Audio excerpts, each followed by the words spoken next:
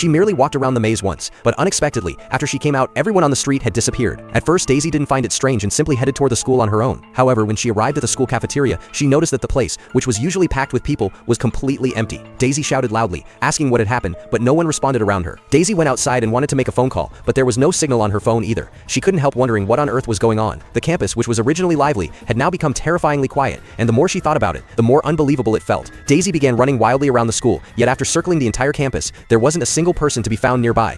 Hello? Is anybody here?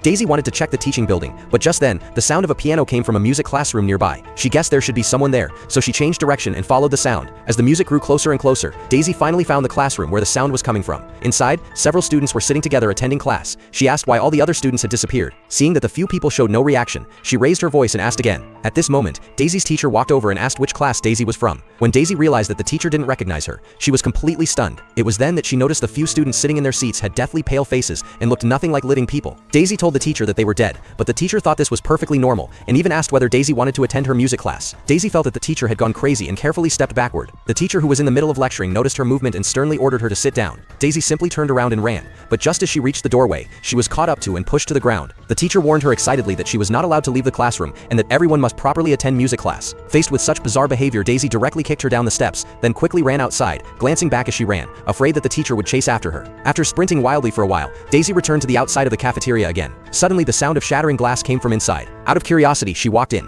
hoping to find other companions. After looking around, the sound of broken glass rang out again. When she moved closer to check, she discovered that it was just a cat knocking a plate to the ground. The sound of rice being steamed came from the kitchen. Not wanting to miss any opportunity, Daisy gathered her courage and went in to take a look. Upon reaching the back kitchen, she immediately sensed that there was a gas leak. She originally intended to go in and shut off the valve, but for some unknown reason, the cook had already collapsed on the floor and was no longer breathing. Realizing that there might be potential danger, Daisy casually picked up a knife for self-defense. She intended to leave right away, but as she passed through the hall, she discovered something shocking. The date written on the notice board was 2003, but Daisy clearly remembered that today was 2001. And another question was, where had everyone gone? After that, she went outside and tried to learn about the situation through newspapers, but there was nothing at all in the mailbox. At the same time, there was a dark shadow upstairs watching her. Daisy then went to the library. Like other places, there was no one here either. Daisy cautiously walked inside. After checking around, she found nothing unusual. She was planning to go to the classroom again, but just as she was going upstairs, the sound of a telephone rang nearby.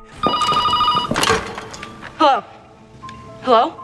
Just as Daisy was wondering why no one was speaking, a man's voice came through the phone. Not only did the caller call out Daisy's name, but he also said that the knife couldn't protect her, and that she would eventually die. Daisy was so frightened that she hurriedly hung up the phone and picked up the knife, carefully guarding against her surroundings. Just as she was about to leave the library, the bookshelf in front of her began to move by itself. Daisy guessed it must have been done by the person on the phone earlier, so she loudly shouted for him to come out and meet her. After the bookshelf moved aside, a man slowly walked out. When Daisy saw that it was Matthew, she froze instantly.